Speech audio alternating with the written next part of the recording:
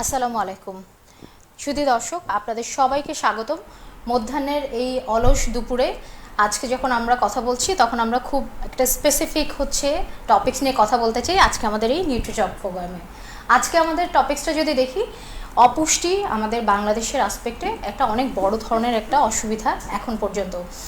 অপুষ্টির এই চিকিৎসাগুলো আসলে কোথায় কোথায় হয় এবং হাসপাতালে আদৌ সেই ব্যবস্থা আছে কিনা সেইটার ভিত্তিতে চিন্তা করে আমরা আজকের আমাদের টপিকসটা সিলেক্ট করেছি, হাসপাতালে অপুষ্টির চিকিৎসা কিভাবে হচ্ছে।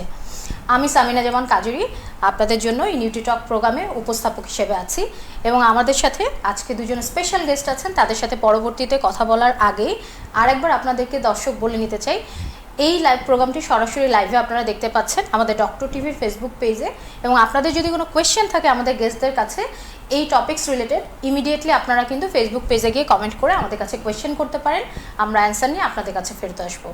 সো হাসপাতালে অপুষ্টির চিকিৎসা এটা নিয়ে কথা বলার জন্য আমাদের সাথে আজকে উপস্থিত আছেন, আমার ডানে আছেন তাসনিম আশিক। উনি নিউট্রিশন অ্যান্ড ডায়েট কনসালটেন্ট হিসেবে নর্দার্ন ইন্টারন্যাশনাল মেডিকেল কলেজ হসপিটালে কর্মরত আছেন। কেমন আছেন তাসনিম? ভালো আছি, আপনি কেমন আছেন? আমি ভালো আছি। আমি তো বললামই আপনার সম্পর্কে ছোট্ট করে, তারপরে যদি আপনার আর কিছু অ্যাড করা থাকে কাইন্ডলি আপনি বলতে পারেন আমাদের দর্শকদের উদ্দেশ্যে। আমি গত 2.5 বছর ধরে এই পুষ্টি পেশার সাথে জড়িত, অপুষ্টি নিয়ে অনেক কাজ করছি। এছাড়াও আমাদের হসপিটালে আমি ইনচার্জ হিসেবে কাজ করছি নিউট্রিশন ডিপার্টমেন্টের। তো সেই ক্ষেত্রে অপুষ্টিটা আমি সবসময় নিজে দেখি এবং এটা প্রতিকারের চেষ্টা করি যে কিভাবে পেশেন্টরা ভালো থাকে, স্বাভাবিক থাকে। অপুষ্টি রোধের জন্য কাজ করে যাচ্ছি ডক্টরদের সাথে। ধন্যবাদ আপনার কাছে। এর পরবর্তীতে আমরা অনেক ডিটেলস কোয়েশ্চেন নিয়ে আসবো, কারণ আমাদের সারা প্রোগ্রামের আজকের এই টোটাল সময়টা আমরা ডিসকাস করব অপুষ্টি নিয়ে। এবং আমাদের সাথে আরও আছেন ডাক্তার সালাউদ্দিন মাহমুদ, সহযোগী অধ্যাপক হিসেবে কর্মরত আছেন ঢাকা শিশু হসপিটালের শিশু পুষ্টি, লিভার ও পরিপাকতন্ত্র বিভাগে। স্যার কেমন আছেন আপনি? আলহামদুলিল্লাহ। স্যার আমিও একটু আপনার সম্পর্কে জানতে চাই, কারণ আমি জানি যতটুকু আপনার সম্পর্কে, আপনি বিভিন্ন ধরনের স্টাডি এবং রিসার্চের সাথে জড়িত আছেন এবং আমাদের বাংলাদেশের এই অপুষ্টি প্রতিরোধে অনেক জায়গায় আপনি কন্ট্রিবিউট করতে চান through your study and research. So আপনি যদি এখন কিছু বলেন আপনার সম্পর্কে। ধন্যবাদ সবাইকে। আমি খুব ছোট করেই বলবো, আমি 2002 সাল থেকে ঢাকা শিশু হাসপাতালে, আজকে 2020 চলছে, আমি ঢাকা শিশু হাসপাতালে কর্মরত আছি। প্রথমে মেডিকেল অফিসার, তারপরে সহকারী অধ্যাপক, বর্তমানে সহযোগী অধ্যাপক হিসাবে শিশু পুষ্টি, লিভার পরিপাকতন্ত্র বিভাগে আছি। আমাদের ঢাকা শিশু হাসপাতালে পুষ্টি রিলেটেড আমাদের স্যাম কর্নার আছে, আমরা এটাকে বলি সিভিয়ার অ্যাকুট ম্যালনিউট্রিশন কর্নার। এখানে অনেক পেইং বিছানা থাকার পাশাপাশিও 4টা নন পেইং বেড বা যেটাকে আমরা বলে থাকি ফ্রি চিকিৎসা হয় ওখানে। এবং সেখানে সব খাবার থেকে শুরু করে, আপনারা জানেন অপুষ্ট বাচ্চাদের একটা ভিন্ন ধর্মীর একটা আলাদা কিলো ক্যালোরি স্পেসিফিক ডায়েট থাকে।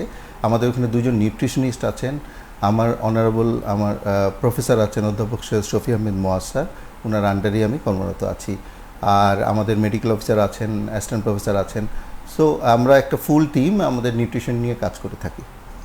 চমৎকার স্যার। স্যার যেটা নন পেইং বেড নিয়ে আপনি কথা বলছিলেন, এটা কি প্রথম থেকেই ছিল ঢাকা শিশু হসপিটালে? হ্যাঁ, এটা বহুদিন যাবৎ, এটা গণপ্রজাতন্ত্রী বাংলাদেশ সরকার কর্তৃক নির্দেশিতই যে এখানে 4টা বিছানা অপুষ্ট বাচ্চাদের জন্য বরাদ্দ থাকবে এবং এদের চিকিৎসার যত খরচ বা খাবার দাবারের খরচ এটা হাসপাতাল কর্তৃপক্ষ বহন করে থাকে।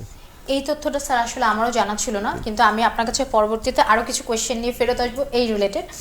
তার আগে যেটা এর প্রথম এই টপিকস রিলেটেড প্রথম যে কোয়েশ্চেনটা আপনাকে করতে চাই সেটা হচ্ছে, আমরা স্পেসিফিক্যালি আজকে শিশু অপুষ্টি নিয়ে কথা বলতে চাচ্ছিলাম এবং শিশু অপুষ্টির যে চিকিৎসা আমাদের হসপিটাল অথবা আমাদের যে ডিফারেন্ট কমিউনিটি মেডিকেল যে সার্ভিসগুলো আছে সেখানে কতটা আসলে রিলেটেড সেটা কিন্তু সঠিকভাবে আমাদের দর্শকদেরও সবসময় জানা থাকে না।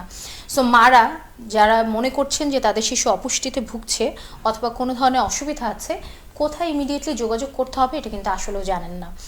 সেই জায়গা থেকে যদি আমি বাংলাদেশে 5 বছরের নিচে শিশু যারা আছেন, এরা কিন্তু অনেকেই এই অপুষ্টিজনিত বিভিন্ন কারণে কিন্তু মৃত্যুবরণ করছে স্যার। স্পেসিফিক্যালি যদি দেখি এই অপুষ্টির কারণগুলো কী কী স্যার, আপনি কি মনে করেন, এবং আসলে কোন কোন অপুষ্টিজনিত কারণে আসলে শিশু মৃত্যুর সংখ্যা বেড়ে যাচ্ছে? কারণ আগে কিন্তু স্যার আমাদের ম্যাক্রোনিউট্রিয়েন্ট ডেফিসিয়েন্সি ছিল, এখন কিন্তু সেটা কনভার্ট হয়ে মাইক্রোনিউট্রিয়েন্ট ডেফিসিয়েন্সিটা অনেক বেশি প্রকট হয়েছে। সো এই আসপেক্টে স্যার আপনার ভিউজ কি জানতে চাচ্ছি। চমৎকার প্রশ্ন। আসলে এই 5 বছরের নিচে বাচ্চাদেরকেও বয়স ভেদে দুভাগে ভাগ করা হয়ে থাকে। একটা হচ্ছে নিউনাটাল মর্টালিটি, 0 থেকে 28 দিনের বাচ্চার মৃত্যুর কারণ, আর এরপরে ইনফ্যান্ট মর্টালিটি, এরপরে হচ্ছে আন্ডার 5 মর্টালিটি। সাধারণত আমরা যদি স্বাভাবিকভাবে দুভাগে ভাগ করি, 1 মাসের নিচে আর 1 মাস থেকে 5 বছর, তাহলে 1 মাস থেকে 5 বছরের কমন দুটো কারণ যেটা WHO নির্দেশিত আমাদের এই ডেভেলপিং কান্ট্রিগুলোতে, সেটা হচ্ছে নিউমোনিয়া এবং ডায়রিয়া। এবং এই নিউমোনিয়া ডায়রিয়ার সাথে ওতপ্রোতভাবে জড়িয়ে আছে অপুষ্টি। এটা হচ্ছে 5 বছর বয়স পর্যন্ত এই সমস্যা। আর যদি নিউনাটাল মর্টালিটি, এখানে একটু ডিফারেন্ট। এখানে নিউমোনিয়াটা শরীরের ইনফেকশনের সাথে সেপসিস হিসেবে নির্দেশিত একটা বড় অংশ 0 থেকে 28 দিনের বাচ্চাদের আক্রান্ত। এছাড়া মানে জন্মকালীন সময় দেরি করে কাঁদা, এটাকে আমরা বলে থাকি পেরিনেটাল অ্যাসফেক্সিয়া।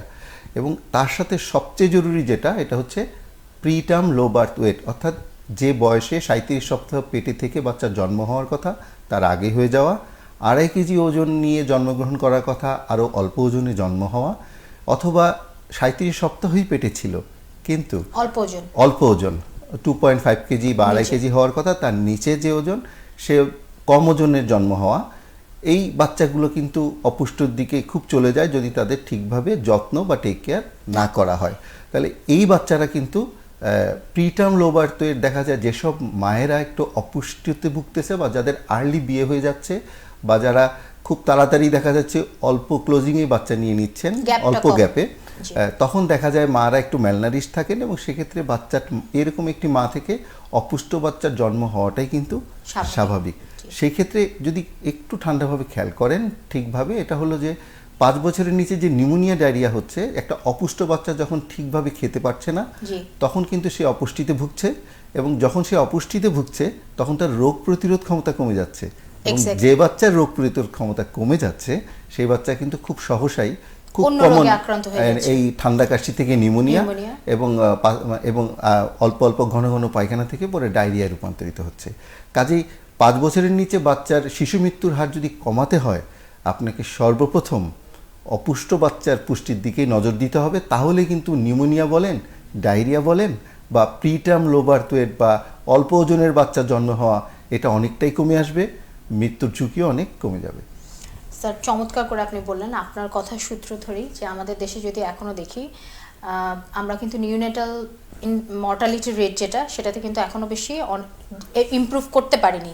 সো আমরা আন্ডার 5-এ কিন্তু অনেকটুকু ইমপ্রুভ করেছি লাস্ট ফিউ ইয়ার্সে, বাট হচ্ছে নিউনেটাল মর্টালিটি রেট সেটা আসেনি। অ্যাজ ওয়েল অ্যাজ আপনি যেটা বলছেন যে আমাদের প্রিটার্ম লো বার্থ ওয়েট, এখনও 26% বাচ্চা প্রিটার্ম বেবি হচ্ছে, এবং লো বার্থ ওয়েট কিন্তু ফুল টার্ম বেবিরাও হচ্ছে, কারণ মা আসলে হয়তো বা ঠিক মতো নিউট্রিশন পাচ্ছেন না, অথবা অন্য কোনো ডিজিজ রিলেটেড কোনো কারণেও হতে পারে। প্রিটার্ম এবং এই লো বার্থ ওয়েট বেবিদের ক্ষেত্রে আপনাদের নিউট্রিশনাল ম্যানেজমেন্ট সিস্টেম হসপিটালে কী ধরনের স্যার? আচ্ছা, এই বাচ্চাগুলোর জন্য সবসময় যে হাসপাতালে আসতে হবে এমন নয়। এই বাচ্চাগুলি যদি জন্মের পরে ঠিকমতো বুকের দুধ খায় তাহলে কিন্তু বাচ্চাটা স্বাভাবিকভাবে 6 মাস পর্যন্ত শুধুমাত্র বুকের দুধ, আর 6 মাস বয়সের পর থেকে বুকের দুধের পাশাপাশি যে বাড়তি খাবারগুলো আছে, আমরা ঘরে তৈরি খাবারের দিকে গুরুত্ব দিয়ে থাকি। এই খাবারগুলো যদি ঠিকমতো খায় সময় ভেদে, তাহলে কিন্তু বাচ্চার বৃদ্ধি ঠিকমতো হবে। তবে যারা একদম ছোট হয়, যেমন দেখা যায় যে সময়ের আগেই হয়ে যাচ্ছে প্রিটার্ম লো বার্থ ওয়েট, তাদের আবার 1.5 মাস 15 দিন বয়স থেকে একটু ভিটামিন সাপ্লিমেন্ট, 1.5 মাস বয়স থেকে একটু আয়রন সাপ্লিমেন্ট, এবং 6 মাস পর্যন্ত এটা দিতে হয়। কারণ ওই শেষের দিকে মায়ের পেটের যে পুষ্টিটা তার পাওয়ার কথা ছিল সেটা কিন্তু সে পায়নি, তখন কিন্তু তার বাইরে থেকে এটা 6 মাস পর্যন্ত দেয়া লাগে। আর আসলে একটা মজার বিষয় হচ্ছে যে এই যে প্রিটার্ম লো বার্থ ওয়েট রোধে বাংলাদেশ গণপ্রজাতন্ত্রী বাংলাদেশ সরকার কর্তৃক নির্দেশিত একটা মাঝারি তীব্র অপুষ্ট বাচ্চা এবং গর্ভবতী মায়েদের জন্য একটা কমিউনিটিতে একটা চিকিৎসার ব্যবস্থা আছে, যাদের মুয়াক আমরা বলি মিড আপার আর্ম সার্কামফারেন্স, যেসব মায়েদের 21 সেন্টিমিটারের নিচে এবং যেসব মায়েরা 6 মাস পর্যন্ত বাচ্চা হওয়ার পরে বাচ্চার বয়স 6 মাস অনূর্ধ্ব 6 মাস বয়স পর্যন্ত, এই সমস্ত মাদেরকে এই কমিউনিটি ক্লিনিকের আন্ডারে অন্তর্ভুক্ত করে এদেরকে চিকিৎসা দেওয়া হচ্ছে। কমিউনিটি কর্মী, পুষ্টিকর্মী, এই স্বাস্থ্যকর্মী এই সব মায়েদের ফলো আপ করে থাকে, যাতে এই সব মায়েদের পুষ্টির দিকে নজর দেওয়া হচ্ছে, যাতে এই মা থেকেই পরবর্তীতে কোনো প্রিটার্ম লো বার্থ ওয়েট বা অল্প ওজনের বাচ্চার জন্ম না হয়। Thank you sir. সেক্ষেত্রে স্যার চিকিৎসাটা আরেকটু ছোট্ট করে জিজ্ঞাসা করি, চিকিৎসা যেটা দেওয়া হচ্ছে এটা তো ওই যে folic acid, Yes. Iron, Yes. এই সাপ্লিমেন্টেশনগুলো মাদেরকে সাজেস্ট করা হচ্ছে Yes, community yes, health clinic. yes. Sir thank you very much. Tasnima আপনার কাছে আবার আসছি স্যারের কথার রিলেশন নিয়ে। শিশু অপুষ্টি যদি আমরা 5 ইয়ার্স বাচ্চাদের জন্য চিন্তা করি, 5 ইয়ার্সের নিচে যেসব বাচ্চা আছে, অপুষ্টি মানে কিন্তু ম্যালনিউট্রিশন মানে শুধুমাত্র কিন্তু আন্ডার নিউট্রিশন না। সো আমাদের দেশে কিন্তু এখন ওবেসড বাচ্চাদের সংখ্যা বেড়ে যাচ্ছে, যেটাকে ওভার নিউট্রিশন ধরা হয়। সো ম্যালনিউট্রিশনের দুইটা পার্ট যদি আমি চিন্তা করি অপুষ্টির, একটা হচ্ছে স্বল্প ওজনের বাচ্চা এবং আরেকটা হচ্ছে বেশি ওজনের বাচ্চা। সো পুরো পৃথিবীতে এখন দেখা যাচ্ছে ডাবল বার্ডেন, ইটস হচ্ছে বিগ চ্যালেঞ্জ ফর আস। একই ফ্যামিলিতে স্বল্প ওজন এবং বেশি ওজনের দুইজন মেম্বার থাকছে। সো আপনি আপনার এই নিউট্রিশনিস্ট হিসেবে যখন আপনি প্র্যাকটিস করছেন, তখন এই ধরনের ম্যালনারিশড বাচ্চা কেমন পাচ্ছেন যারা ওবেসড অথবা ওভারওয়েট হয়ে আপনার কাছে আসছে, এবং ট্রিটমেন্ট সেই ধরনের চিকিৎসাগুলা আপনারা কিভাবে দিচ্ছেন? আচ্ছা, নর্মালি দেখা যায় যে আমরা অপুষ্টি বলতে সাধারণত আমাদের দেশে যেটা বুঝে থাকে যে বাচ্চার ওজন যদি স্বাভাবিক ওজনের থেকে কম হয়ে থাকে তবেই সেটা অপুষ্টি হিসেবে আইডেন্টিফাই করা হয়। কিন্তু আমরা কিন্তু স্টাডিতে পেয়েছি অপুষ্টি বলতে শুধুমাত্র কম ওজনের বাচ্চাই না, যাদের ওজনটা স্বাভাবিক ওজনের তুলনায় অনেক বেশি, অর্থাৎ যারা ওভারওয়েট বা ওবেস, আমরা টাইপ 1 বা টাইপ 2 যেটাই বলে থাকি না কেন, সেটাও কিন্তু একটি অপুষ্টি। হ্যাঁ, এবং এই ধরনের বাচ্চারা কিন্তু ডায়াবেটিস নিয়ে আসছে আপনার কাছে। হ্যাঁ, ওদের কিন্তু অনেক ছোট বয়সে ডায়াবেটিক হচ্ছে। ইভেন অনেক বাচ্চার কিন্তু হার্টের প্রবলেমও দেখা দিচ্ছে, রক্তে কোলেস্টেরলের পরিমাণটা হাই হচ্ছে। ইভেন আমি এটাও দেখেছি যে হাইপারটেনশনও হচ্ছে তাদের, ডায়াবেটিক রয়েছে, ডায়াবেটিক তো মাস্ট। তো সেই ক্ষেত্রে আমরা একটু বলে নিই যে ওভারওয়েটটা নিয়ে অনেক বেশি আমরা পেয়ে থাকি এই ধরনের বাচ্চাগুলো, যে দেখা যাচ্ছে যে 4 বছর বয়স কিন্তু ওদের যখন আমরা ওয়েটটা নিচ্ছি তখন দেখা যাচ্ছে যে ওয়েটটা কিন্তু অনেক বেশি থাকছে, বাট ওই এজটা কিন্তু ওদের বাড়ন্ত এজ। তো সেই ক্ষেত্রে প্রথমত আমরা যেটা করে থাকি ওদের গার্ডিয়ানদেরকে কাউন্সিলিং করে থাকি। কাউন্সিলিংটা হচ্ছে এখানে বেশি ফ্যাক্ট, এবং ওর ফুড প্যাটার্নটা ঠিক করে দেই, এবং আমরা এর হিস্ট্রি নিয়ে থাকি যে কি ধরনের ফুডগুলো বাচ্চা পছন্দ করছে এবং কি ধরনের খাবারগুলো গার্ডিয়ানরা ওদেরকে দিচ্ছে। তো ম্যাক্সিমাম ক্ষেত্রে ফিজিক্যাল অ্যাক্টিভিটিও বলতে আপনারা একটা ট্র্যাকিং রাখেন। হ্যাঁ, সবকিছু কি কাজ খেলছে কিনা বাচ্চা, শুধু ট্যাব নিয়ে বসে থাকছে। একজন পেডিয়াট্রিশিয়ান তো ডায়াগনোসিস করে দিচ্ছে, আমাদের কাছে রেফার করছে, আমরা দেখছি যে কোনো ডেফিসিয়েন্সি আছে কিনা, বা ও ফুল রিপোর্টটা আমরা দেখছি। ফিজিক্যাল অ্যাক্টিভিটি কেমন, ওর বিহেভিয়ার প্যাটার্ন কেমন, ফুড হ্যাবিট কেমন, সবকিছু মিলে। তো ফুড হ্যাবিটের কথা যদি আমি বলি, তো নর্মালি দেখা যায় যে গার্ডিয়ানরা যেটা করছে কার্বোহাইড্রেটের দিকে ঝোঁকটা বেশি দিচ্ছে। তাদের কাছে বাচ্চা যদি ভাতটা তারা সব থেকে বেশি পুষ্টিকর খাবার মনে করছে, পাউরুটি, রুটি, তারা ভাবছে না যে বাচ্চা এই মুহূর্তে একটা কলা খেলো, সাথে একটা ডিম খেলো, কিছুক্ষণ পরে তারা প্রেশারাইজ করছে ভাতই খেতে হবে। ম্যাক্সিমাম এই ওভারওয়েটটা বা ওবেসিটি হওয়ার একটা টেন্ডেন্সি হচ্ছে ইরেগুলার ফুড প্যাটার্ন, বা ফুডটা হেলদি না, কার্বোহাইড্রেটের দিকে অনেক বেশি ঝোঁক, এবং সেই সাথে ফাস্ট ফুড। ইভেন অনেকে এখন বর্তমান সময়ে অনেক গার্ডিয়ান, ম্যাক্সিমাম মেয়েরাই জব করছে, তো তারা খুব শর্টকাট দেখা যাচ্ছে আপনার কাছে যারা যাচ্ছে স্পেশালি স্কুলের ক্যান্টিন থেকে বা ফাস্ট ফুড বাচ্চারা তো অনেক বেশি পছন্দ করে, এগুলোই তারা টিফিন হিসেবে দিচ্ছে। এতে করে দেখা যাচ্ছে যে অতিরিক্ত কিন্তু টাকাও খরচ হচ্ছে, বাট আমরা কিন্তু টাকা খরচ করে বাচ্চাদের কিন্তু যেই হেলথটা সেটাও কিন্তু ভালো পাচ্ছি না। তো সেই ক্ষেত্রে আমি বলবো যে হেলদি টিফিন হতে হবে, সেটা খুব যেমন সেটা হতে পারে একটা সিদ্ধ ডিম, একটি কলা, বা খুবই কুইক যেই ফুডগুলো, একটি চিকেনের তৈরি কোনো একটা প্রিপারেশন, একটি নুডলস হতে পারে, পাউরুটি হতে পারে, পাউরুটি দিয়ে ডিমের টোস্ট হতে পারে, একটু দুধের তৈরি করা যে কোনো খাবার হতে পারে, কিছুটা বাদাম হতে পারে। আমরা সাধারণত যেগুলো খুব অ্যাভেলেবেল, দামেও তুলনামূলক কম কিন্তু পুষ্টিকর, সেগুলো আমরা সাজেস্ট করছি। এবং কার্বোহাইড্রেট ইনটেকটা ঠিক যতটুকু দরকার অতটুকুই আমরা ওদেরকে লিমিটেশন দিয়ে থাকি। অতিরিক্ত কার্বোহাইড্রেট নেওয়া যাবে না, এবং সেই সাথে ফাস্ট ফুডটা রেস্ট্রিক্টেড করে দিই, বাট একটা ব্যালেন্স ডায়েট করে দিই। অর্থাৎ বাড়ন্ত বয়সে বাচ্চাদের জন্য যেমন প্রোটিনের চাহিদাটা অনেক বেশি থাকে, আয়রনের চাহিদাটা বাড়ে, ফলিক অ্যাসিড, জিঙ্কের চাহিদা বাড়ে। তো এই ধরনের ফুড সোর্সগুলো আমরা আইডেন্টিফাই করে দিচ্ছি, দিয়ে আমরা একটা ব্যালেন্স ডায়েট করে দিচ্ছি। এই ধরনের বাচ্চাদের ক্ষেত্রে আপনাদের কতদিন পর আবার ফলো আপে আসতে বলেন? 1.5 মাস, 1 থেকে 1.5 মাস পর। এবং আপনি বলে দেন যে এতটুকু ওয়েট কমতে পারে এই ডায়েট ফলো করলে, এরকম? হ্যাঁ, নরমালি যেটা আমরা ব্যালেন্স ডায়েট করে দিই, যেমন খাবারের 6টা উপাদান, carbohydrate, protein, fat, vitamin, minerals এবং ওয়াটার, এই সব উপাদান থেকেই যেন বাচ্চা ব্যালেন্স যে ক্যালোরিটা ও সারাদিনের রিকোয়ারমেন্ট সেটা যেন পেয়ে থাকে। এবং কিছুটা ফিজিক্যাল অ্যাক্টিভিটি, যেমন বাচ্চারা এখন ম্যাক্সিমাম বাচ্চাই কম্পিউটার গেমস খেলছে অথবা Exactly. মোবাইল খেলছে, মোবাইলে গেমস খেলছে। ওদের যে মাঠে গিয়ে খেলা, ব্যাডমিন্টন খেলা বা ক্রিকেট খেলার যে টেন্ডেন্সি, এগুলো কিন্তু আস্তে আস্তে কমে যাচ্ছে। এবং মায়েরাও বাচ্চাদেরকে বাসার নিচে খেলবে এটা পছন্দ করে না, সেফটির একটা ইস্যু থাকে বোধহয়, সেই কারণে। তো সেই ক্ষেত্রে আমরা বলি যে জায়গাও নেই আমাদের ঢাকায়, কিন্তু এখন নিচে খেলার জায়গাও কম। এটা একটা বড় তো কিছু। কিছুটা হলো বাসাতেও অ্যাক্টিভিটি করতে পারে, সে স্কিপিং করতে পারে, সাইকেলিং করতে পারে বাসার ভিতরে বা একটু পার্কে গিয়ে, যতটুকু গার্ডিয়ানদের টাইম হয় ফিজিক্যাল অ্যাক্টিভিটিটা আমরা একটু রাখতে বলি, সেই সাথে একটা ব্যালেন্স। স্কুলে খেললেই বোধহয় কাজটা হয়ে যায়। একদম। স্কুলে যদি একটা বাচ্চা খেলাধুলা করে তাহলে বোধহয় অনেকটুকু হয়ে যায়। হ্যাঁ। আচ্ছা, আপনার কাছে আবার ফেরত আসছি স্যার। এই রিলেটেড আরেকটা আমার কোয়েশ্চেন যেটা মনে হলো সেটা হচ্ছে প্রিটার্ম বেবিদের ক্ষেত্রে পরবর্তীতে কিন্তু ওভারওয়েট অ্যান্ড ওবেস্ট হয়ে যাওয়ার সম্ভাবনাটা অনেক বেশি থাকে।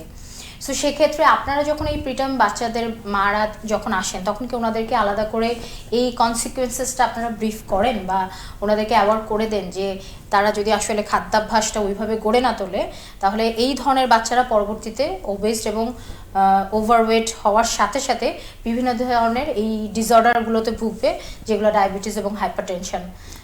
অবশ্যই এগুলো আমাদের এখানে ফলো আপের ব্যবস্থা আছে। আমাদের হাসপাতালে নিউরোলজি ডিপার্টমেন্ট আছে। নিউরোলজি ডিপার্টমেন্টে এই বাচ্চাগুলোকে পরেই 1 মাস 1.5 মাস পর পর ফলো আপ করা হয়, আপ টু 6 মান্থ, বাড়তি খাবার শুরু করার আগ পর্যন্ত।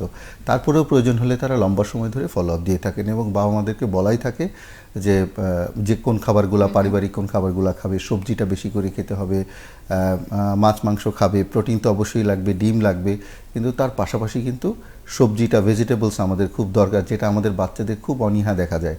এবং বাচ্চারা খেতে চাচ্ছে না, মাও খুব আসলে দিচ্ছেন না বা উৎসাহ পাচ্ছেন না, কিন্তু খুব দরকার আমাদের সবজির মধ্যে। আপনারা জানেন যে চোখের জ্যোতির জন্য ভিটামিন এ বা অন্য যে মাইক্রোনিউট্রিয়েন্টগুলো এগুলো খুব জড়িত, কাজে এগুলা কাউন্সিলিং করা হয়। এবং তারা যদি মনে করে পেডিয়াট্রিক গ্যাস্ট্রোন্টোলজি বা নিউট্রিশন বিভাগে এসে তাদেরও আবার সাপোর্ট লাগবে, আমরা সাপোর্ট দিয়ে থাকি। তারা আবার আমাদের এখানে আমাদের নিউট্রিশনিস্টের সাথে এসে আলাপ করে থাকি। আলাপ করে যান।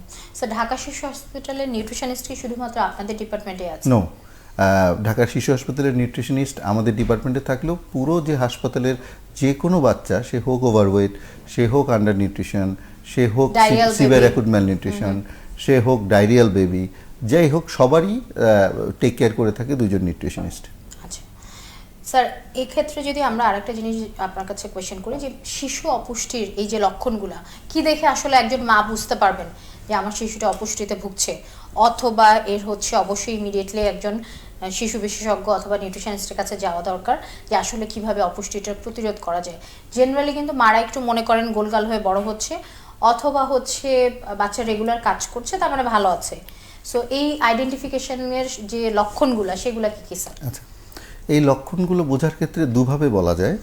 একটা হচ্ছে পারিবারিকভাবে, একটা বাচ্চার যে বয়সে যে ওজন হওয়ার কথা, যেমন একটা বাচ্চার 2 বছরে 12 কেজি, 3 বছর রাফলি, 3 বছরে 14 কেজি, 4 বছরে 16 কেজি বা 5 বছরে 18, এই রাফলি যদি আমরা এভাবে যাই, যদি দেখা যায় যে বয়সে যে ওজন হওয়ার কথা তার থেকে বাচ্চাটার ওজন কম হচ্ছে, তাহলে তো আমরা তাকে স্বাভাবিকভাবে ধরে নিতে পারি যে বাচ্চার গ্রোথ বা বৃদ্ধিটা কম হচ্ছে। এটা পারিবারিকভাবে আমরা বুঝতে পারি। আর সায়েন্টিফিকভাবে যদি আমরা যাই, আসলে এটা বুঝতে গেলে দুভাগে ভাগ করা হয়। আমি বলি দুটো টার্ম ইউজ করা হয় সায়েন্টিফিক্যালি, এটা হচ্ছে সিভিয়ার অ্যাকুট ম্যালনিউট্রিশন আর একটা হচ্ছে মডারেট অ্যাকুট ম্যালনিউট্রিশন। বাংলাটা আমরা বলে থাকি স্যাম আর ম্যাম। বাংলাটা বলতে গেলে খুব সহজসাধ্য না হলেও বাংলা বলতেই হবে। একটা হচ্ছে মারাত্মক তীব্র অপুষ্টি, এটাকে বলে থাকি সিভিয়ার অ্যাকুট ম্যালনিউট্রিশন, আর মাঝারি তীব্র অপুষ্টি, এটাকে আমরা বলে থাকি মডারেট অ্যাকুট ম্যালনিউট্রিশন। দুটোই কিন্তু খুব অ্যালার্মিং। তীব্র কথাটা মানে কিন্তু একটু আপনার ভেতর থেকে একটা অ্যাওয়ারনেস আসা উচিত যে আমাকে ইমিডিয়েটলি এটাকে লক করতে হবে। অবশ্যই। এবং এই যে মারাত্মক তীব্র অপুষ্টি, এই মারাত্মক তীব্র অপুষ্টির বাচ্চাগুলো এবং মাঝারি তীব্র অপুষ্টি, এই দুটো বাচ্চাকে আমরা আলাদা করে থাকি কমিউনিটিতে মুয়াক, যে আমি একটু আগে বলেছিলাম মিড আপার আর্ম সার্কামফারেন্স, এটা যদি 11.5 থেকে 12.5 সেন্টিমিটারের নিচে থাকে তাইলে আমরা বলি মাঝারি তীব্র অপুষ্টি, আর যদি এটা 11.5 সেন্টিমিটারের নিচে থাকে তখন আমরা এটাকে বলি মারাত্মক তীব্র অপুষ্টি। এটার সাথে আরো কিছু সিমটম আছে, হাতে পায়ে পানি চলে আসতে পারে। এটা স্ট্যান্ডার্ড হচ্ছে বয়স অনুযায়ী কত মুয়াক থাকতে হবে। ইউজুয়ালি মুয়াকটা 6 মাসের উপরে থাকে। আর ইডিমা যদি থাকে অথবা সিভিয়ার ওয়েস্টিং যদি থাকে, দেখা যাচ্ছে যে তার অস্থিচর্মসার যাকে আমরা বলে থাকি, যে হাড্ডির সাথে মাংস একদমই নাই বা লেগে গেছে, এটাও একটা প্যারামিটার এবং ডায়াগনস্টিক প্যারামিটার। সাধারণত মাঝারি তীব্র অপুষ্টি, ওদের তেমন ম্যানিফেস্টেশন, হাতে পায়ে পানি থাকে না, ওদের শুধু মোয়াক দেখেই আমরা আইডেন্টিফাই করে থাকি। আর মারাত্মক তীব্র অপুষ্টি, তারা কিন্তু বিভিন্ন কমপ্লিকেশন নিয়ে আসে। দিনের পর দিন ঠিকভাবে খেতে না পেরে দেখা যায় আমরা চুলের কালার চেঞ্জ হয়ে লাল হয়ে যেতে পারে, ডার্মাটাইটিস বলে থাকি, স্কিনে ম্যানিফেস্টেশন আসতে পারে, ঘা হয়ে যেতে পারে, তারপরে ডায়রিয়া হতে পারে, ঘন ঘন ঠান্ডা কাশি থেকে নিউমোনিয়া হতে পারে, আর ওর পায়ে পানি আসতে পারে, হাতে পানি আসতে পারে, মুখে পানি আসতে পারে।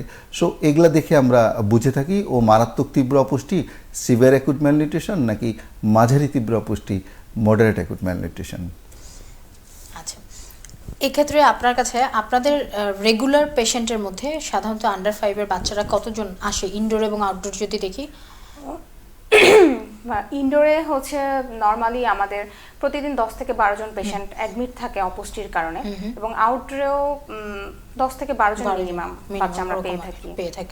সেক্ষেত্রে ইনডোরে বাচ্চাদের জন্য আপনাদের যে চিকিৎসা, যেটা যদি আমি বলি যে অপুষ্টি প্রতিরোধে হাসপাতালে কি ধরনের ডায়েট ম্যানেজমেন্ট আপনারা করেন বা সেটা কে ফলো আপ করেন? আচ্ছা, একজন ডক্টর, একজন পেডিয়াট্রিশিয়ান তো অবশ্যই ফলো আপ করবে, সেই সাথে আমাদেরকে তো আমরা একটা টিমে কাজ করি, একজন নিউট্রিশনিস্ট, ডক্টর, সিস্টার। তো সেই ক্ষেত্রে স্যার আমাদেরকে ডায়াগনোসিস করে দেন বাচ্চাদের কি প্রবলেম। এছাড়া আমরা তো ওদের ফুল ফলো আপটা দেখি ফাইলে, এরপরে স্পেসিফিকভাবে আমরা আইডেন্টিফাই করি যে কি ডেফিসিয়েন্সি। যেমন অনেক বাচ্চা কিন্তু প্রোটিন ডেফিসিয়েন্সি থাকে, মাইক্রো মিনারেলস ডেফিসিয়েন্সি থাকে, এবং ক্যালোরি চাহিদাটা অনেক বেশি থাকে। তো সেই ক্ষেত্রে বাচ্চাদেরকে তার চাহিদা অনুযায়ী কিন্তু ফুডটা দেয়া হচ্ছে। যেমন অনেক বাচ্চার ক্ষেত্রে দেখা যায় যে তার ক্যালোরি চাহিদাটা অনেক বেশি, বাট তার হজমের প্রবলেম হচ্ছে, তার স্টোমাকটা অনেক ছোট। নর্মালি দেখা যায় যে জন্মের পর থেকে তার ফুড প্যাটার্নটা ঠিক ছিল না। তো সেই ক্ষেত্রে তার পর্যাপ্ত ক্যালোরি চাহিদাটা পূরণ হয়নি। তো সেই ক্ষেত্রে যখন হসপিটালে অ্যাডমিট হচ্ছে, তার তো আদার্স ডক্টরের প্রেসক্রাইব অনুযায়ী মেডিসিন চলছে, সেই সাথে আমাদের যেটা করে থাকি, আমরা তার ক্যালোরি চাহিদা অনুযায়ী তাকে ফুডটা দিয়ে থাকি, এবং ফুডটা হসপিটাল থেকেই দিচ্ছি আমরা। এবং ফুডটার মানে পরিমাণটা হবে অনেক কম, বাট ক্যালোরি ভ্যালুটা যেন অনেক বেশি হাই। দ্যাট মিনস হতে পারে সেটা চিকেন স্যুপ, পরিমাণটা কম হবে, বাট সেটার ক্যালোরি ভ্যালুটা এমনভাবে আমরা করে থাকি, এবং আদার্স জিনিসগুলো বা যে ইনগ্রিডিয়েন্টসগুলো আছে মিক্সড আপ করে থাকি, যেন তার চাহিদাটা পূরণ হয় ক্যালোরির। এবং অনেক বাচ্চা তো এনজি ফিডিং পাচ্ছে, সেগুলো আমরা লিকুইড ফুড আকারে দিচ্ছি, যেমন সেটা ফলের রস হতে পারে, ডাবের পানি, আদার্স যে অনেক সময় অনেক বাচ্চা ফুডও অ্যালার্জি থাকে। তো সেই ক্ষেত্রে আমরা তখন, এটা অ্যাকচুয়ালি খুব রেয়ার না, সাপ্লিমেন্টে চলে যাচ্ছি, যেমন তার ডেফিসিয়েন্সি অনুযায়ী আমরা তাকে ফুডটা দিয়ে থাকছি। আচ্ছা, এই ক্ষেত্রে আমি একটু অ্যাড করতে চাই যে এটা আসলে আমাদের WHO ন্যাশনাল গাইডলাইন আছে, WHO গাইডলাইন আছে, আমাদের দেশের ন্যাশনাল গাইডলাইন আছে। এটা নির্দেশিত গাইডলাইন অনুযায়ী একটা স্পেসিফিক খাবারের ব্যবস্থা আছে। যে দেখা যায় প্রথম 7 দিনে সাধারণত আমরা F75 খাবারটাকে বলে থাকি, যেটা 100 ml খাবারের মধ্যে 75 কিলো ক্যালোরি থাকে। আর 7 দিন পরে গিয়ে রাফলি ফিজিশিয়ান যখন সিদ্ধান্ত নেয় যে না, তাকে টিউব ফিডিং এর ক্ষেত্রে নাকি ওরাল ফিডিং, এটা ডিপেন্ড করে বাচ্চাটা কোনভাবে নিতে পারছে, কোন অবস্থায় আছে। যদি দেখা যায় যে বাচ্চাটা কনশাস আছে, খেতে পারছে, তাহলে আমরা মুখেই চেষ্টা করি। কিন্তু যে বাচ্চা দেখা যায় মুখে তেমন খেতে পারছে না, কিন্তু তাকে 2 ঘন্টা পর পর যতটুকু করে দরকার কেজি হিসাবে ততটুকু দিতে হবে, যেটা পারছেই না নিতে, সেটা আমরা নাকে নল দিয়ে খাবারটা দিয়ে থাকি, এবং এটা খুব ভালো ইমপ্রুভমেন্ট হয়। এবং যেটা বলছিলাম যে 7 দিন পরে যে খাবারটা তখন চুজ করা হয়, বাচ্চা একটু উন্নতি হলে, হাতে পায়ের পানিটা কমে গেলে F100, ওটা আবার 100 ml 100 কিলো ক্যালোরি। এক্ষেত্রে মনে রাখতে হবে এই বাচ্চাটা কিন্তু দিনের পর দিন অল্প খেতে খেতে ওর লিভার, ওর কিডনি, ওর হার্ট সব কিন্তু আসলে একটু ছোট সাইজ, কার্যক্ষমতা কমে এসছে, ও কিন্তু বেশি টলারেট করতে পারে না। অথচ ওই বয়সে ওর ডিমান্ড কিন্তু বেশি, কিন্তু বেশি দেওয়া চলবে না। এক্ষেত্রে নির্দিষ্ট করা হয়েছে একদম যে ন্যাশনাল গাইডলাইন, সেই ন্যাশনাল গাইডলাইনে বাচ্চার কেজি হিসাবে 2 ঘন্টা পর পর কতটুকু করে ফিড দিতে হবে, কয়টা ফিড দিতে হবে নির্দেশনা দেওয়া আছে। এবং এটা আস্তে আস্তে 2 ঘন্টা পর পর 12টা ফিড, 1-2 দিন পরে বিভিন্ন সিমটম আছে যেটা, সেগুলো দেখে আমরা ডিসিশন নেই, 3 ঘন্টা পর পর 8টা ফিড, তারপরে 4 ঘন্টা পর পর 6টা ফিড সুন্দরভাবে ন্যাশনাল গাইডলাইনে দিক নির্দেশনা দেয়া আছে। সেটা যদি follow infant and young feeding যেটা আইইউআইসিএফ আপনারা ওটা তো আছেই, ওটা রেগুলার, বাট সিভিয়ার অ্যাকুট ম্যালনিউট্রিশনের আলাদা গাইডলাইন দেওয়া আছে আছে। যেটা 2017 সালের আগস্ট মাসে এটা বাংলাদেশ সরকার কর্তৃক মানে পাবলিশড। আচ্ছা। তো এই গাইডলাইন ফলো করে যদি চিকিৎসা করা হয়, যেটা ঢাকা শিশু হাসপাতালে খুব সুন্দর ব্যবস্থা আছে, আমাদের যে নিউট্রিশনিস্ট সেই গাইডলাইন ফলো করে এবং আমরা যারা গ্যাস্ট্রোন্টারোলজিস্ট ওখানে আছি ফলো করে কিন্তু আমরা এটা চিকিৎসা দিয়ে থাকি এবং খুব আশানুরূপ ফল পাচ্ছি।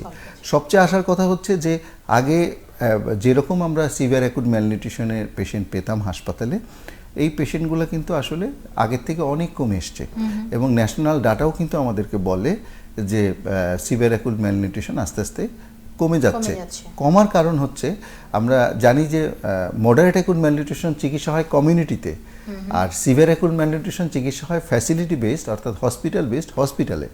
সো কমিউনিটিতেই যদি একটি মাঝারি তীব্র অপুষ্টির বাচ্চা আইডেন্টিফাই করে ফেলা যায় তাহলে এবং তাকে যদি ট্রিট করা যায় নর্মাল বাসার খাবার দিয়ে, যেমন হালুয়া খিচুড়ি দিয়ে, তাহলে কিন্তু এই বাচ্চাটা মাঝারি তীব্র অপুষ্টি থেকে মারাত্মক তীব্র অপুষ্টিতে আসবে না এবং সেই বাচ্চাটার হাসপাতালে আসার প্রয়োজন হবে না। সেক্ষেত্রে যেমন ওই পরিবারের যে খরচটা বেঁচে যাচ্ছে, এই একটা পরিবার আপনি জানেনই হাসপাতালে এসে ভর্তি হওয়া ওই ধরনের একটা ফাইন্যান্সিয়াল স্ট্যাটাসের একটা বাচ্চা, ওর জন্য অনেক অনেক কষ্টকর। তাহলে ওর খরচ কমে যাওয়া মানে দেশের খরচ কমে যাওয়া, হসপিটালের খরচ কমে যাওয়া। এতে কিন্তু তাহলে সিভিয়ার অ্যাকুট ম্যালনিউট্রিশন নর্মালি কমে আসছে এবং কমিউনিটিতে এই কর্মসূচিটা জোরদার করার পরে community based management of moderate acute malnutrition বলে থাকি আমরা, এটা জোরদার করার পরে এবং প্রতি 200 ফ্যামিলির জন্য একজন করে স্বাস্থ্যকর্মী নিযুক্ত আছে কমিউনিটিতে। তারা প্রয়োজনে বাড়ি বাড়ি গিয়ে তাদেরকে মোয়াক মাপা হচ্ছে, ওজন দেয়া হচ্ছে এবং তাদেরকে দেখে আসা হচ্ছে যে তারা কেউ অপুষ্টিতে ভুগছে কিনা। যদি মাঝারি অপুষ্টিতে ভুগে তখন থেকে কিন্তু তাদের চিকিৎসা বাড়িতে থেকেই শুরু হয়ে যাচ্ছে। সেক্ষেত্রে কিন্তু তাদেরকে ভবিষ্যতে সিভিয়ার অ্যাকুট ম্যালনিউট্রিশন কমে আসছে এবং ন্যাশনাল ডাটা যদি আপনি দেখেন খুবই অদ্ভুত, অনেক কমে এসছে। আপনি যদি দেখেন যে 2007 সাল থেকে আমরা বলে থাকি ওয়েস্টিং মিনস অস্থি চর্মসার, যদি হাড্ডির সাথে মাংসটা যদি কমে যায় তখন এটা ছিল 2007 সালের স্টাডিতে ছিল according to বিডিএইচএস Bangladesh health and Democratic survey 2007, এটা ছিল 17%, যেটা 2011-তে 16%, 2014-তে 14% আর 2017-18 একদম রিসেন্ট পাবলিশড সেটাতে অনলি 8%। এবং খুবই ভালো। এবার আপনি যদি আবার এটা দেখি বয়সের তুলনায় ওজন কম, আন্ডারওয়েট যাদেরকে বলে থাকি, 2007-এ এটা স্টাডিতে শুরু হয়েছিল আমাদের 41%, 2011-তে 36%, 2014-তে 33% এবং আপনি অবাক হবেন শুনলে 2018-19-এর যে রিসেন্ট পাবলিশড সেখানে মাত্র 22%।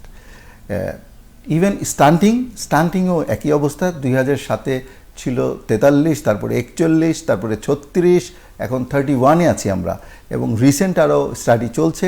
আমরা স্টাডি করছি, শিশু hospital based study, community based study চলছে, এগুলো আগের থেকে অনেকটাই কমে এসছে।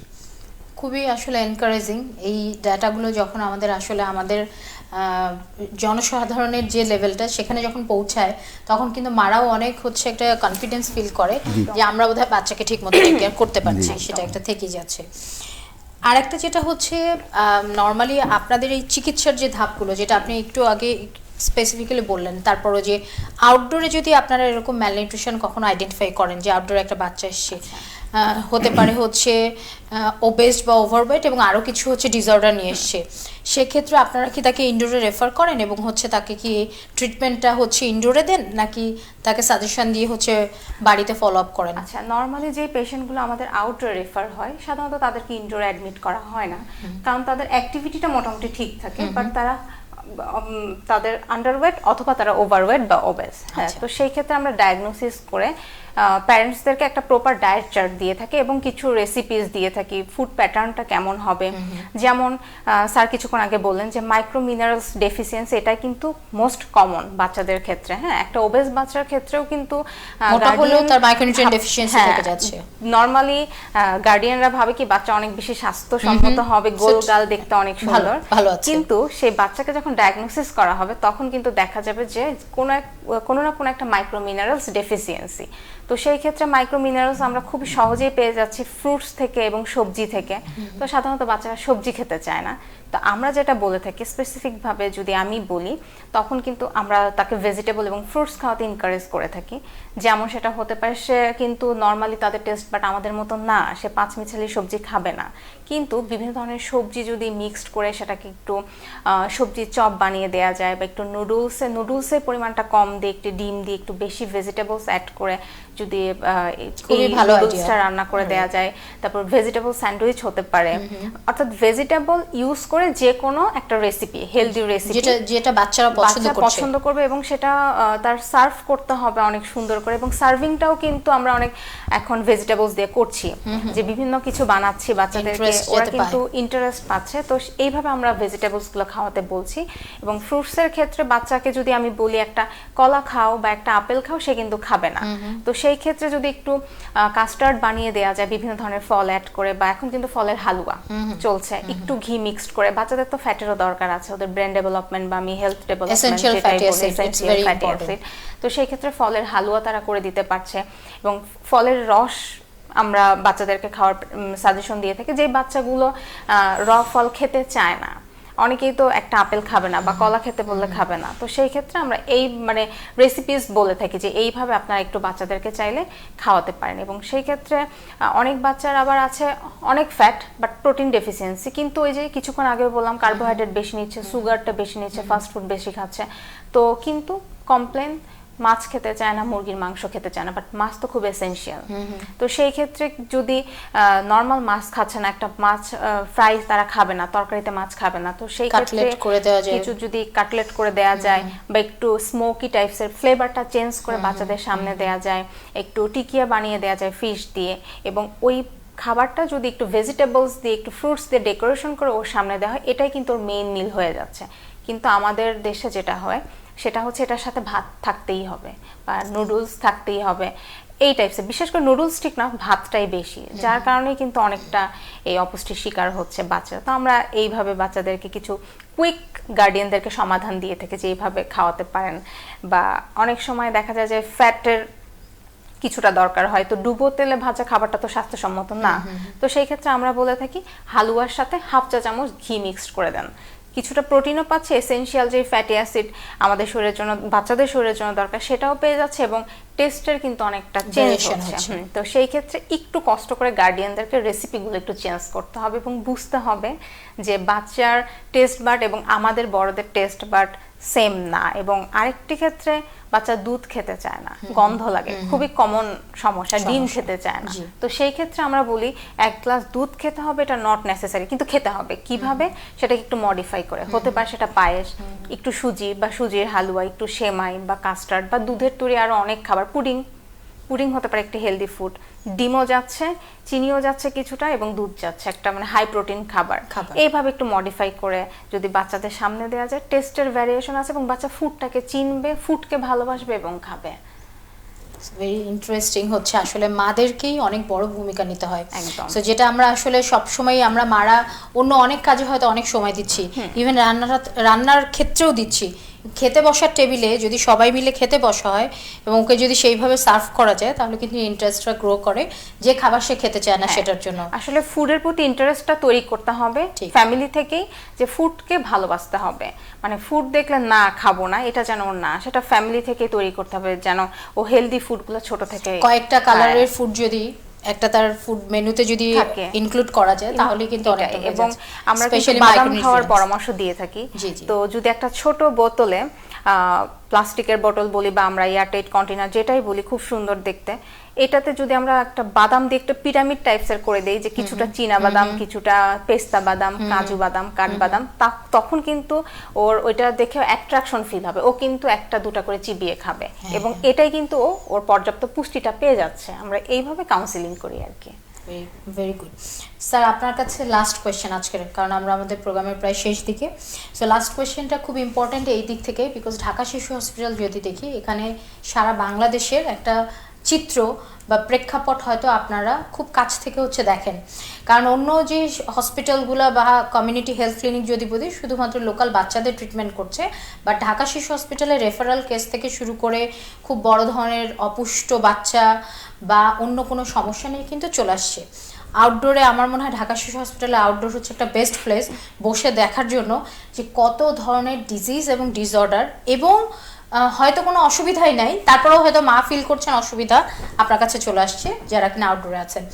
এই আউটডোর থেকে কি আপনাদের ম্যালনিউট্রিশন রিলেটেড যে সমস্যাগুলো এগুলো আইডেন্টিফাইয়ের কোনো গাইডেন্স দেওয়া থাকে, এবং সেখান থেকে কি আপনাদের ইনডোরে ওই বাচ্চাগুলোকে ইমিডিয়েটলি হচ্ছে টেক কেয়ার করার জন্য কি রাখা হয়, অথবা হচ্ছে ফলো আপ দেওয়া হয়? এবং বাংলাদেশ গভর্নমেন্টের কথা যদি চিন্তা করি, যে বাংলাদেশ আপনি বলছিলেন যে অনেক জায়গায় এখন এই স্যাম এবং ম্যামের যে বিষয়গুলো আছে এগুলোকে পলিসির মাধ্যমে হাইলাইট করে কমিউনিটি হেলথ ওয়ার্কাররা যাচ্ছেন এবং ব্রিফ করছেন। সো সেক্ষেত্রে স্যার আর কোথায় হচ্ছে ফোকাস করলে এই অপুষ্টির যে আমাদের যে ইমপ্রুভমেন্টটা শুরু হয়েছে এটাকে আরেকটু ফাস্টার করা যায়, এই সম্পর্কে আপনার ভিউজ জানতে চাচ্ছি। চমৎকার প্রশ্ন। দুভাবে আমি আপনাকে এটা বলবো। প্রথমে আমি বলিনি যে স্ক্রিনিং যে মেথডটা, এই মেথডটা আউটডোরে আমাদের খুব efficient medical officer, senior medical officer আছেন। তারা দেখার পরেই ওখানে যদি মক দেখার প্রয়োজন হয় তারা মক দেখছেন, তারা সিভিয়ার অ্যাকুট ম্যালনিউট্রিশন আর মডারেট অ্যাকুট ম্যালনিউট্রিশন আইডেন্টিফাই করছেন, করে যার দরকার নিউট্রিশনিস্টের কাছে কাউন্সেলিং দরকার বা ফিডিং অ্যাডভাইস দরকার তার কাছে পাঠিয়ে দিচ্ছেন। একজন নিউট্রিশনিস্ট যদি মনে করেন তার কোনো মেডিকেল প্রবলেম আছে, আমাদের ইউনিটে আমরা যারা আছি, আমরা যারা সিনিয়র ডক্টররা আছি তারা দেখছি, ও তারা তখন আমাদের কাছে পাঠিয়ে দিচ্ছেন। ফলে স্ক্রিনিং খুব অ্যাকুরেটলি হচ্ছে। এবং ভর্তির দেখা যায় যে সব সময় সব দিন সব প্রফেসরের ভর্তি থাকেন না, কিন্তু এই ক্ষেত্রে নির্দেশনা কিন্তু ক্লিন, খুব পরিষ্কার। 4টা বিছানা আমি আপনাকে বলেছি যে মারাত্মক তীব্র অপুষ্টির জন্য নন পেইং, প্রতিদিন অ্যাডমিশন।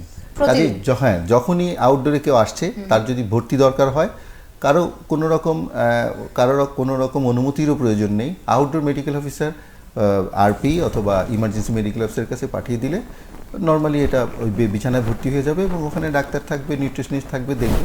তো কাজে এদিক দিয়ে স্ক্রিনিং নিয়ে আমাদের হাসপাতালে বিন্দুমাত্র সময় নষ্ট করতে রাজি নই, নাম্বার 1।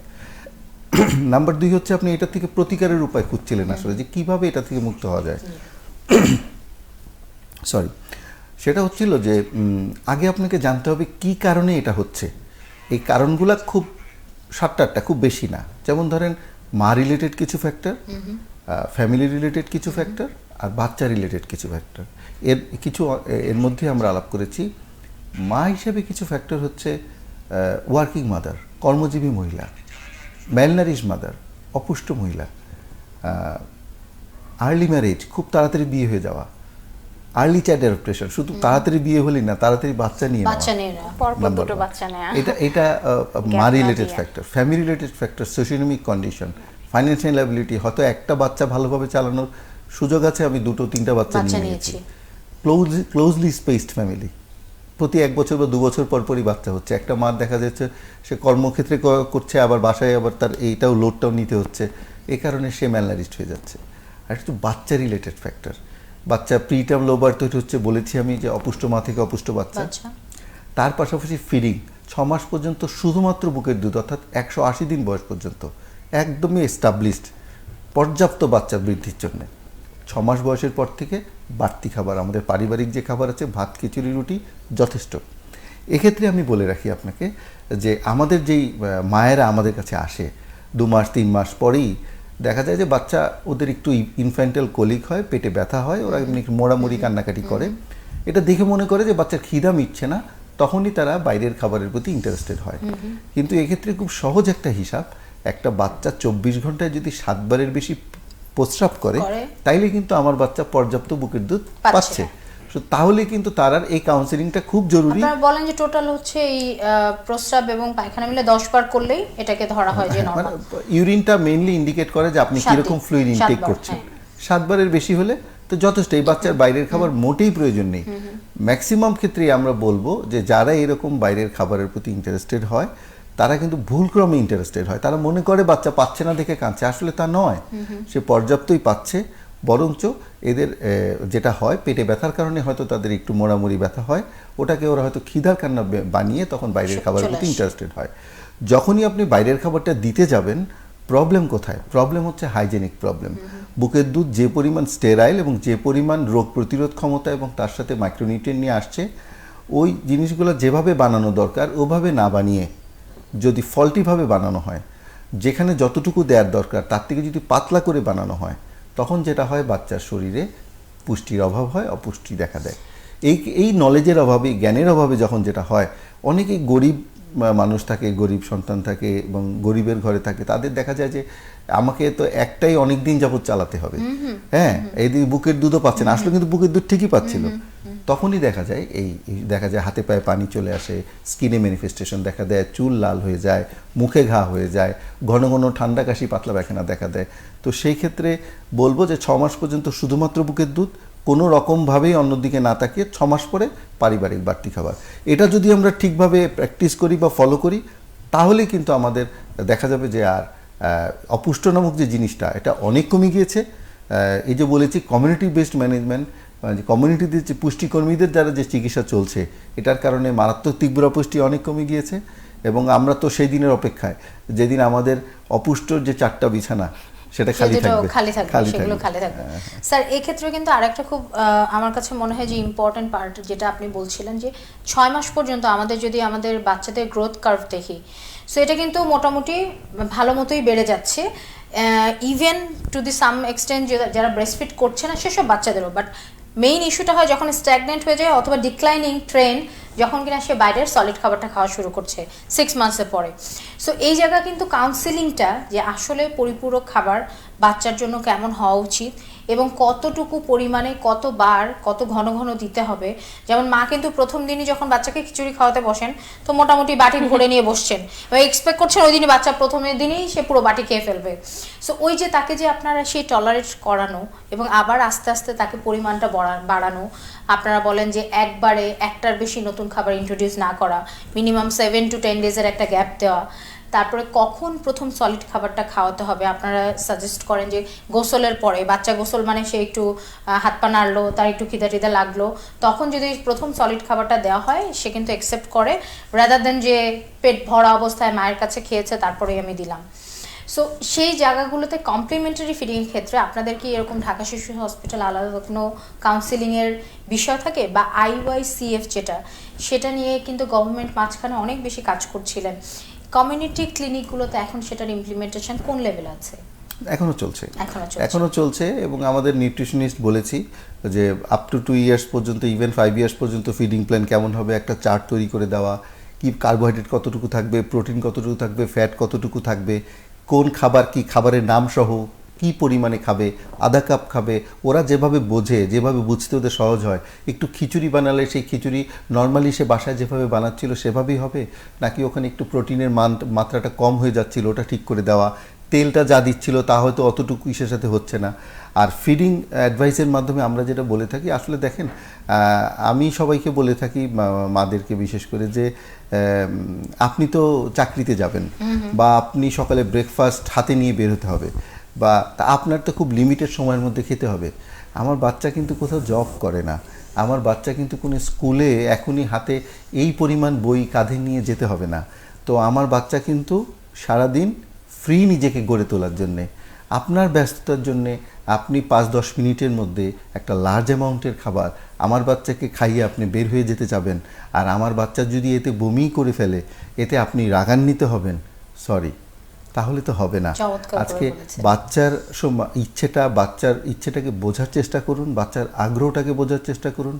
উনি বলছিলেন যে খাবার প্রতি আগ্রহটা বাড়ানোর চেষ্টা করুন। আপনাকে যদি আমরা প্রতি 3 থেকে 4 মিনিট পর পর 1 নলা বা 1 চামচ করে আমি তাকে দেই, এবং ওই সময়টায় যদি আমি ওর সামনে না থাকি, আমি যদি আড়ালে কোথাও থাকি বা আমার নিজের কাজে ব্যস্ত থাকি, ও যদি অন্য কারোর সাথে ওই সময় খেলতে থাকে, তাহলে কিন্তু ওর জন্য খাওয়াটা খুব ইজি হয়ে যায়। তখন কিন্তু খাওয়াটা খেলার ছলে খেলা হয়ে যায় খাওয়াটা একটা। এবং আপনি প্রতি 3 থেকে 4 ঘন্টা গ্যাপিংয়ে যদি আপনি দেখেন, 3-4 মিনিট পর পর 1 নলা বা 1 চামচ করে আপনি তাকে দেন, 1 ঘন্টায় 15 চামচ হয়ে যাচ্ছে। তাহলে আমরা যেটা মনে করি, this is job, every 3 to 4 hourly this amount within 5 to 10 minutes, that is the wrong thing. আজকে যদি ওকে একটু সময় নিয়ে খাওয়ানো হতো, হ্যাঁ আপনি ব্যস্ত, তাহলে অন্য কাউকে সুযোগ দিন, কিন্তু আমার বাচ্চার খাওয়ার প্রতি আগ্রহটাকে মেরে নষ্ট ফেলবেন না না, করি। মেরে ফেলবেন না। এটাই মায়েদের প্রতি আমার অনুরোধ। প্রত্যেকটা বাচ্চারই তার বডি ডিমান্ড আছে, তারাও খেতে চায়, তারাও খেয়ে পরে বাঁচতে চায়। তাদেরও খিদে লাগে। আমাদেরও মতো টেস্ট বাড আছে, আমাদেরও মতো খিদে আছে, কিন্তু দেখবেন মায়েরা এসে কমপ্লেন করে আমাদের কাছে যে আমি যখন খাওয়ার বাটি নিয়ে রেডি হই তখন তখনই সে বাচ্চা দৌড়াদৌড়ি শুরু করে, লুকায় যায়। তখনই বাচ্চা হয় লুকিয়ে যায়, অথবা ভয়ে যদি সামনে থাকতেও হয় ঠোঁট দুটো ঠোঁটের সাথে লেগে যায় এবং সে আর খুলতে রাজি না। জি স্যার। মাঝে মাঝে কমপ্লেন এরকমও আসে, আপনারাও ভালো জানবেন, যে 1 চামচ দেওয়ার পরে আমি বসে আছি 5 মিনিট, 10 মিনিট, 15 মিনিট, 20 মিনিট, সেটা মুখেই রয়ে গেছে, ওটার ভিতরে যাচ্ছে না। এর কারণ হচ্ছে যে ও জানে এই গোডাউন যদি খালি হয়ে যায় ওকে আবার পুশ করা হবে। ও এটাই ওর সেলফ ডিফেন্স, যে আমার মুখ খালি না করলে আমাকে তো আরেকবার দেবে না। তো কাজেই না খাইয়ে রাখতে আমরা বলছি না, জোর করতে আমরা বলছি না, আমরা বলছি একটা নির্দিষ্ট বিরতিতে একটু নির্দিষ্ট সময় নিয়ে বাচ্চাকে খাওয়ান। আপনার ব্যস্ততাকে আমার বাচ্চার মাথার উপরে লোড হিসেবে দেবেন না। অনেক ধন্যবাদ স্যার, চমৎকার করে বুঝিয়ে দেওয়ার জন্য। তাসনিম, আপনাকেও ধন্যবাদ, যেভাবে আপনি আপনাদের হসপিটালের এন্ড থেকে এবং আপনি নিজে পুষ্টিবিদ হিসেবে ফিল করছেন, নিউট্রিশন এবং ফুড, এই অ্যাট্রাকশনটা মাদেরকে কিভাবে বাড়ানো উচিত এবং তা আমাদের শিশুদের কিভাবে বেনিফিট দিতে পারে। আপনাদের দুজনকেই ধন্যবাদ আজকে আমাদের সাথে এই মূল্যবান বিষয়ে ডিসকাস করার জন্য। আমরা আবার ফেরত আসবো কোনো না কোনো সময়, আপনাদের সাথে আবার এই বিষয়ে আবারও বসা হবে। দর্শক, আপনাদেরকে অসংখ্য ধন্যবাদ আমাদের সাথে থাকার জন্য। এবং সবচেয়ে বড় যে বিষয়টা ছিল আজকে, যে অপুষ্টি নিয়ে আমরা চিন্তা করছি, কিন্তু আসলে কিন্তু প্রথম চিকিৎসা শুরু হচ্ছে ঘর থেকেই। এবং আমাদের সালাউদ্দিন স্যার যেটা বললেন, যে ঘরের চিকিৎসাটা অনেক বেশি উপকারী এই জন্য, কারণ মায়ের একটু মনোযোগ এবং মায়ের একটু উৎসাহই হচ্ছে শিশুকে সঠিক খাদ্যাভ্যাস তৈরি করতে সাহায্য করবে। এবং আমাদের যে অপুষ্টির যে ট্রেন্ড, যেটা অলরেডি অনেক ইমপ্রুভমেন্ট একটা ট্রেন্ডে চলে এসছে, এটাকে আমরা একইভাবে ত্বরান্বিত করতে পারবো, অথবা হয়তো এমনও দিন আসবে যে আর নিয়ার ফিউচারে 10 বছর পরে এই অপুষ্টি সংক্রান্ত যে কথাগুলো আছে সেটা বাংলাদেশের জন্য পৃথিবীর মানচিত্র থেকে মুছে যাবে। আমরা আশাবাদী, আমরা স্বপ্ন দেখতে ভালোবাসি এবং আমরা আমাদের শিশুদের জন্য সঠিক পুষ্টি এবং সঠিক খাদ্যাভ্যাস নিশ্চিত করতে সবাই একযোগে কাজ করতে চাই। সবাইকে অসংখ্য ধন্যবাদ আবারও নিউট্রিটক অনুষ্ঠানে আমাদের সাথে থাকার জন্য। আগামী পর্বে আবার আমরা ফেরত আসবো কোনো স্পেসিফিক এবং সময়ের প্রয়োজনীয় কোনো টপিকস নিয়ে আপনাদের সাথে কথা বলার জন্য। এবং সেই পর্যন্ত আপনাদের সাথে আজকে বিদায় নিচ্ছি। আবার দেখা হবে। আল্লাহ হাফেজ। আসসালামু আলাইকুম।